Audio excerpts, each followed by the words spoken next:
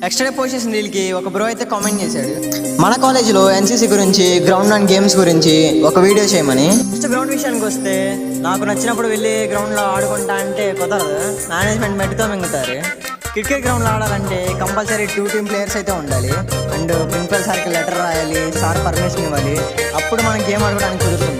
ఈ ప్రాసెస్ అంతా ఎందుకులే అనుకుంటే పక్కనే నెట్స్ ఉంటాయి, నీ ఓపిక ఇంకా తెల్లారులు ఆడుకోవచ్చు. ఇంకా కబడ్డీ, వాలీబాల్ అంటావా, ఎవ్రీడే ఈవినింగ్ మ్యాచెస్ జరుగుతాయి.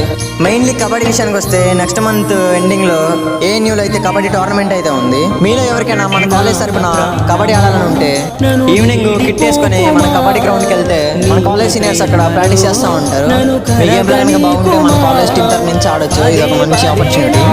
ఇంకా ఎన్సీసీ గురించి మాట్లాడాలంటే నెక్స్ట్ వీడియోలో డీటెయిల్గా చెప్తా, అసలు రూల్స్ ఏంటి, ఎలా సెలెక్ట్ చేస్తారు ఏంటి అనేది, మనకు ఉండాల్సిన క్వాలిఫికేషన్స్, ఎన్ని పుల్అప్స్ చేయాలి, ఎన్ని పుషప్స్ చేయాలి, ఎంత రన్ కొట్టాలి, ఇవన్నీ డీటెయిల్గా మన ఎన్సీసీ సీనియర్స్ నుంచి చెప్పిస్తాం. ఇంకా ఏమైనా డౌట్స్ ఉంటే మన అకౌంట్ని ఫాలో చేసి కామెంట్ చేయండి ఫ్రెండ్స్. ఉంటా మరి, ఇట్లు మీ ఆనంద్.